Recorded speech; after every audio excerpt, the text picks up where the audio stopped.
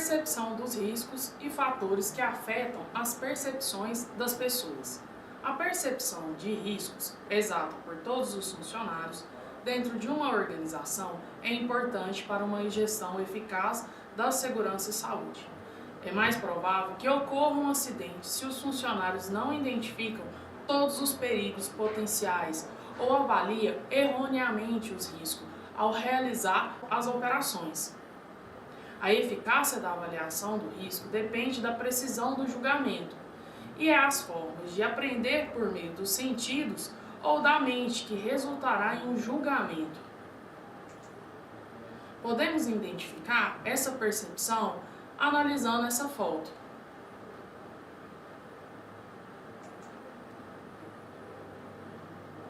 Há vários fatores que afetam a percepção de risco, gerando uma diferença que a gente chama de gap entre o risco real e o risco subjetivo. É importante que as organizações periodicamente avaliem este gap, de forma a desenvolver e implantar mecanismos para reduzi-los. O gap na percepção de riscos pode afetar a precisão das tarefas de análise de risco, incluindo a sua identificação, avaliação da probabilidade e consequências, além da especificação e implantação das medidas de controle.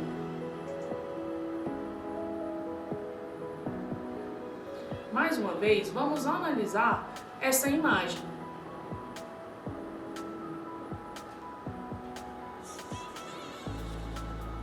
Os trabalhadores tendem a subestimar os riscos das tarefas que eles realizam frequentemente. Esta variação de gap é chamada de habituação ao risco. Ela é devida às pessoas que se acostumarem à exposição dos riscos e, consequentemente, subavaliarem o mesmo, tornando-se complacentes. Esta ação inspirada deve-se ao fato de realizarem a tarefa frequentemente e nunca terem experimentado um acidente, um caso de familiaridade, exposição e de consequências positivas associada a esta exposição. Várias iniciativas podem ser adotadas para reduzir o impacto do gap na percepção de riscos. Analisando essa imagem, percebemos o tanto que o funcionário confia em seus dotes e ele acredita que nada irá acontecer com ele.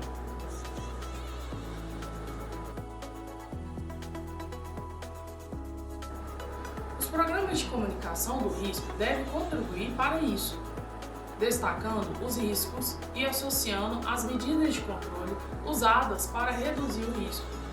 Eles devem especificar a tarefa e destacar as que possuem uma exposição mais frequente. Se possível, deve-se usar os dados de acidentes em que a percepção de risco foi um fator causal, destacando as consequências. Observando essa imagem, os colaboradores não deduziram quais são as consequências de executarem tal trabalho desta forma. Impacto e fatores comportamentais na segurança. Além do medo do trabalhador em perder o seu trabalho e, consequentemente, a sua fonte de sobrevivência, o ritmo acelerado, a imposição de metas intangíveis e a pressão constante geram ambientes bastante competitivos, gerando um aumento de desregulamentação dos direitos do trabalho, terceirização, precarização de classe trabalhadora e enfraquecimento do sindicato de classe. A perda do controle sobre o trabalho amplia o mal-estar e sofrimento para aqueles que trabalham. Assim, as pessoas ficam ávidas por mostrar todo o seu potencial no trabalho, de forma a não ser descartado pela empresa, mesmo que isso custe a sua saúde. Em busca de maior produtividade, o trabalhador descuida da segurança e saúde. O estresse, ansiedade, depressão e desespero tomam conta do trabalhador, que precisa manter o seu emprego para sustentar a sua família. A qualidade de vida no trabalho está associada ao bem-estar dos indivíduos no ambiente de trabalho, dependendo de tudo o que influencia o trabalhador dentro da organização. Se houvesse mais autonomia e flexibilidade, o trabalhador poderia ter o trabalho como benefício à sua saúde física e mental, pois estaria de acordo com as suas necessidades e desejos.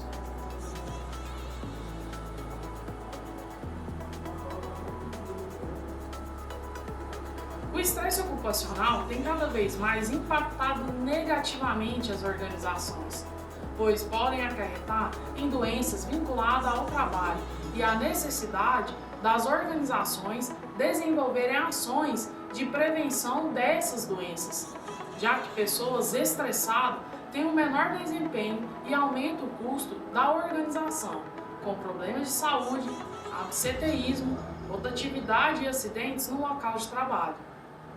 As emoções influenciam muito o ser humano e o levam a fazer ações no impulso, sem pensar nos riscos associados, o que pode levar a acidentes. As pressões para o aumento da produção podem aumentar o comportamento inseguro dos funcionários.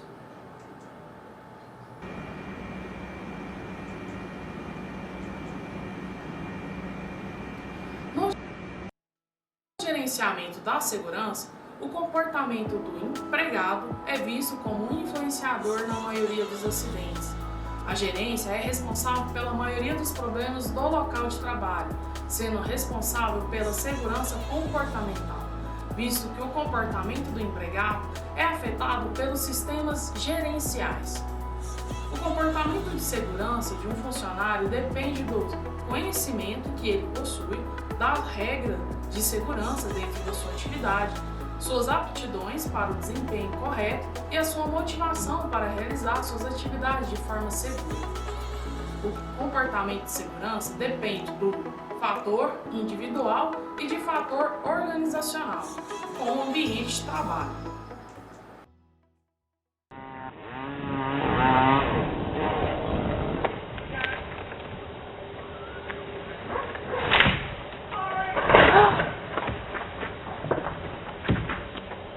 Os trabalhadores que exercem suas atividades em condições precárias acabam desenvolvendo o senso comum de que essas condições são normais.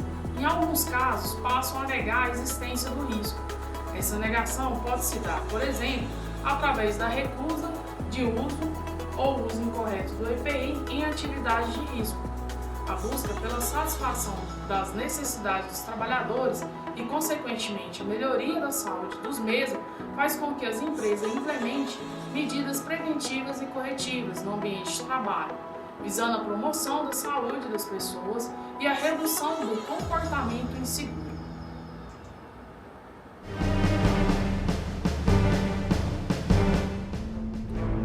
O uso do trava-queda ligado de forma errada e perigosa acontece frequentemente em andaimes suspensos.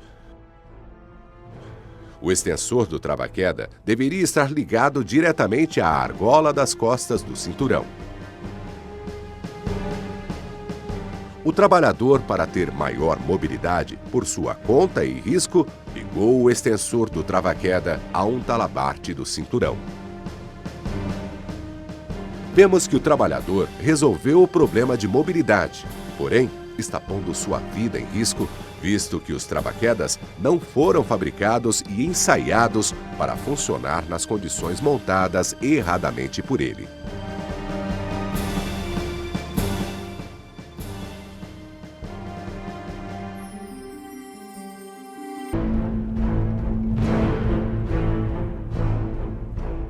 Improvisação de cadeira suspensa para trabalho em fachadas e desrespeito às normas de segurança são os principais responsáveis por acidentes, geralmente fatais.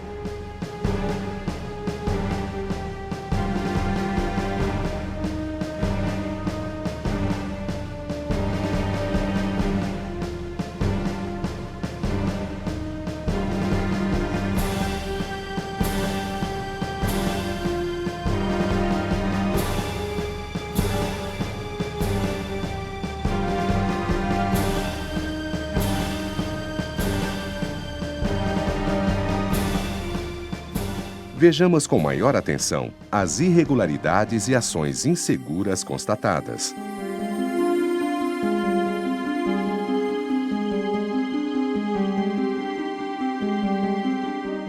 Os pontos de ancoragem devem resistir a 1.500 quilos. É evidente que esses caibros não resistem a tanto. O trabalhador deve usar os EPIs necessários para a realização do trabalho. Neste caso, constatamos irregularidades como falta de capacete, calçado de segurança, etc. É proibido usar cadeira improvisada. Seu uso é muito perigoso, por não possuir nenhuma trava de segurança. Vejamos o que acontece se o trabalhador, por mal súbito ou descuido, soltar a corda.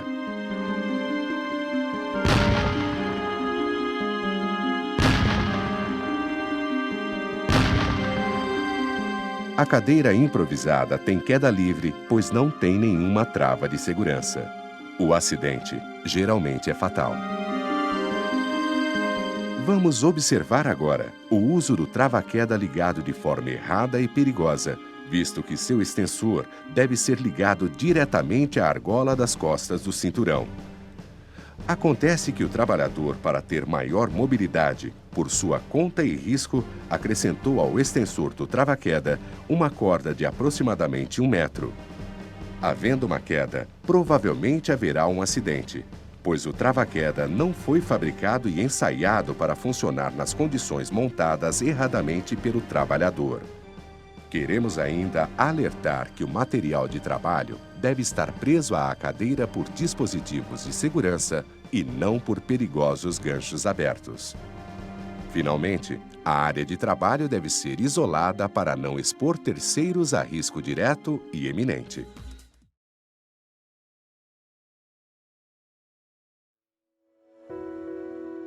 Fator medo. O que é medo? Estado efetivo suscitado pela consciência do perigo. As pesquisas na percepção de riscos fornecem uma importante informação sobre como os novos funcionários ou funcionários existentes de uma equipe pensam sobre o risco. Estes estudos sugerem que a natureza, as características dos riscos, assim como quando se sabe sobre ele, o seu controle sobre as consequências e o impacto em futuras gerações, influenciam as suas percepções. Essas características podem ser resumidas em 2 fatores: medo e desconhecimento. Acidentes em reatores nucleares é um exemplo de um perigo que aumenta a pontuação do fator medo, à semelhança de percepção de risco sobre a alteração do DNA, produtos transgênicos, eletricidade, entre outros e etc. Se há uma pontuação devida nos fatores de medo e desconhecimento, então as pessoas provavelmente irão avaliar mal, sobreavaliar os riscos. Consequências da habituação do risco. Entender que a consequência é algo produzido por uma causa, isso acaba refletindo no dia a dia em relação aos riscos da atividade feita todos os dias, habitualmente. Com isso, o trabalhador acaba superestimando o risco em tarefas notoriamente perigosas, operações que não são frequentes ou os riscos que produzem o sentimento de ameaça, medo ou que são percebidos como desconhecidos. Os trabalhadores fixam muito nas consequências e não na probabilidade de ocorrência do evento danoso, gerando assim a consequência de graves acidentes.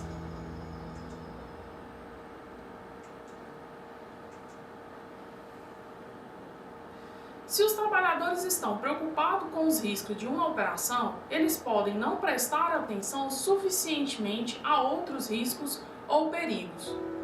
Por exemplo, quando os funcionários estão interrompendo uma linha de ácido sulfúrico, eles tendem a focar mais nos riscos de vazamento e não prestam atenção suficiente para os riscos menores, tais como tropeçar ou cair da altura. As estatísticas de acidentes sugerem que a sua menor ocorrência e maior probabilidade que esses menores riscos são mal controlados. Para mitigar a variação de percepção de riscos, as organizações tendem a desenvolver mecanismos que garantam que os funcionários tenham consciência do problema, ou seja, conhecimento, associado à operação.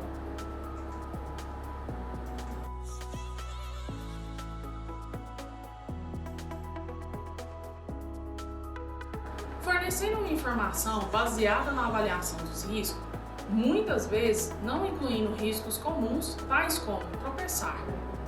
Em complemento, quando comunicam sobre o risco, os exemplos de acidentes anteriores, onde o julgamento incorreto foi um fator causal, também pode ser uma abordagem vital. As pesquisas sobre percepção de riscos em várias organizações evidenciam que um conhecimento mais prático sobre a atividade aumenta a probabilidade de o trabalhador ser capaz de identificar todos os perigos e riscos e possuir percepções precisas. Assim, é essencial que as pessoas que realizem as avaliações de risco possuam uma experiência prática relevante sobre a operação que está sendo analisada.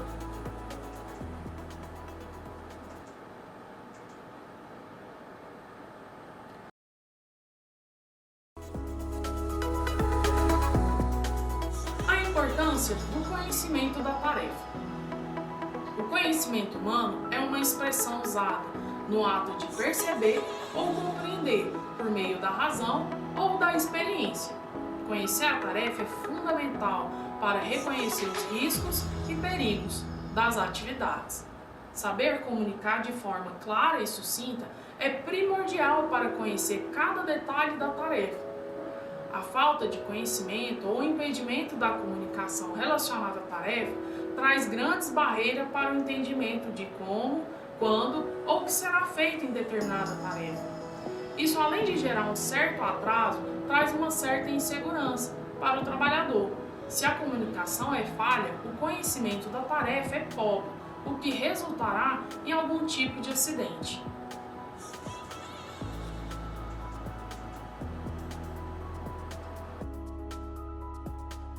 Pessoal, vamos entender melhor o quão é importante conhecer o detalhamento da tarefa.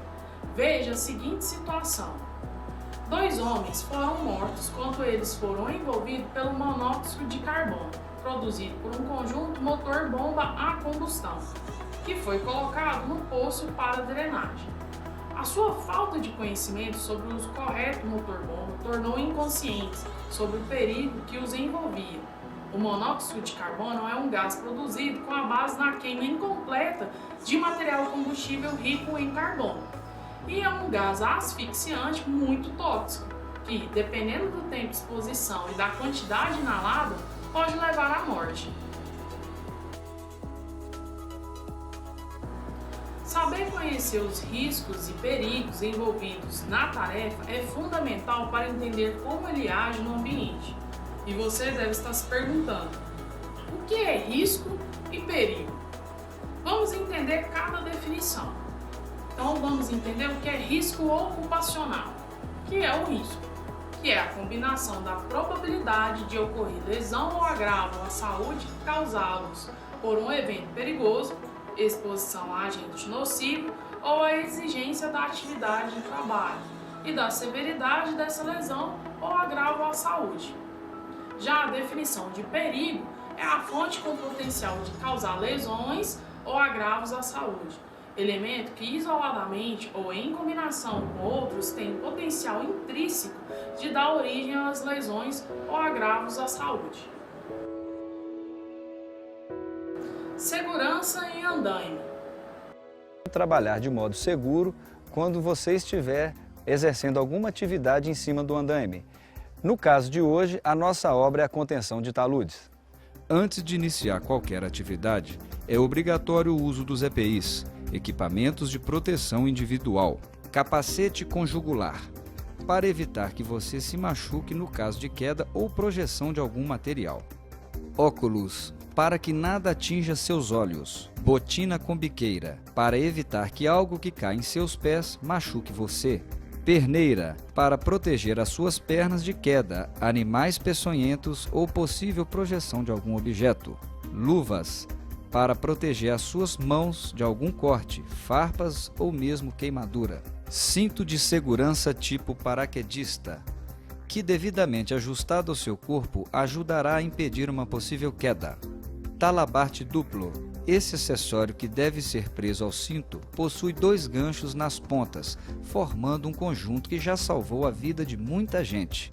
O uso do cinto e do talabarte, conectados à linha de vida, impedirão que, numa eventual queda, você atinja o chão e se machuque. Por isso, além do uso correto desses equipamentos, é de fundamental importância que você faça detalhadamente o checklist do cinto de segurança, onde você vai verificar a integridade do equipamento e seus acessórios. Verá se há pontos de fadiga ou qualquer falha que possa impedir o funcionamento correto dos mesmos.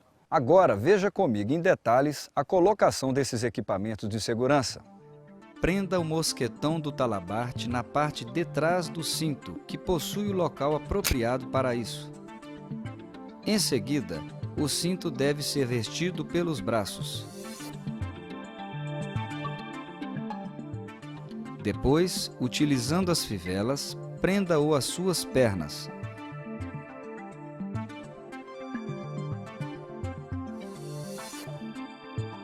E use as fivelas que estão na altura da cintura e do peito para ajustar o cinto ao seu corpo.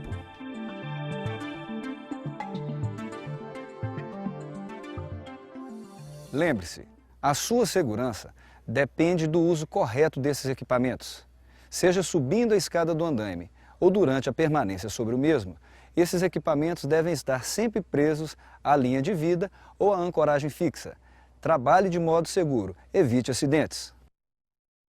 Agora que você está usando todos os EPIs necessários à execução da tarefa, antes de iniciar a mesma, preencha a APT, Análise Preliminar da Tarefa. Este documento deve ser feito com a ajuda do seu líder ou do técnico de segurança, que irá orientar você sobre os itens a serem abordados. Para atividades consideradas de risco, como é o caso do trabalho em altura, é também necessário o preenchimento da PTE, Permissão para Trabalho Especial.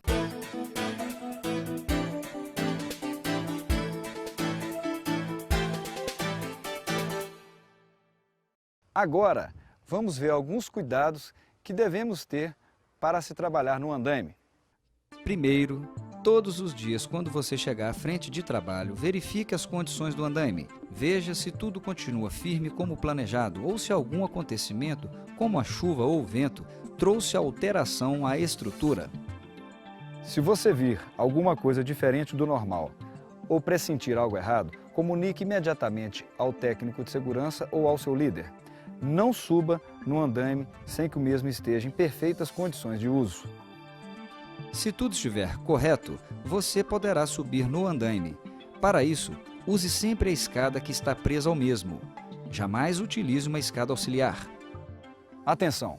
É proibido utilizar uma segunda escada ou qualquer outro dispositivo sobre a plataforma do andaime, de modo a acessar um lugar mais alto do que aquele já possibilitado pelo próprio andaime.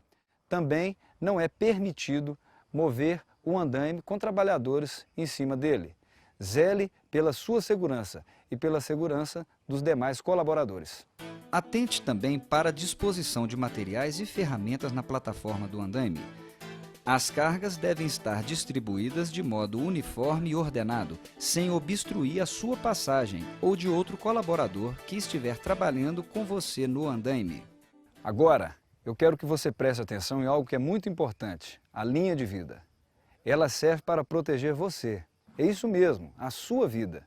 Ela independe do andaime e deve estar ancorada num ponto fixo, capaz de suportar o peso de alguém no caso de queda.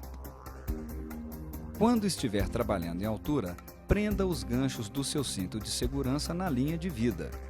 Prenda-o sempre acima do ponto em que você está e a pelo menos 70 centímetros acima da linha de altura da sua cabeça. Assim, se você escorregar ou a estrutura balançar, ou se porventura qualquer outra coisa acontecer que leve você a se projetar para fora do andaime, os EPIs entrarão em ação e impedirão que você realmente caia e venha se machucar lá embaixo. Se tiver alguma dúvida ou encontrar algo em não conformidade com as normas e procedimentos, você deve procurar o seu técnico de segurança ou líder. E lembre-se sempre, a sua segurança deve estar em primeiro lugar.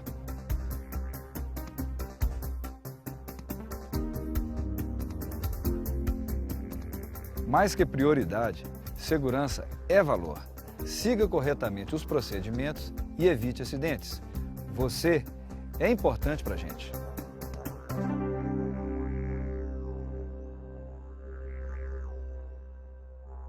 Segurança em escada.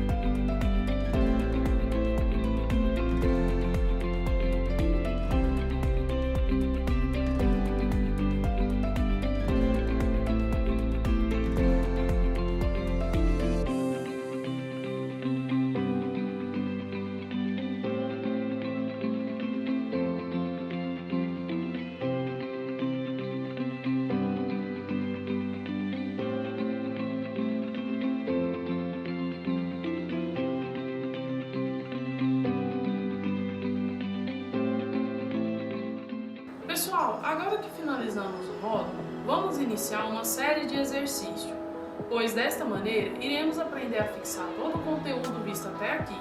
E lembre-se, aprendemos por repetição. Vamos lá?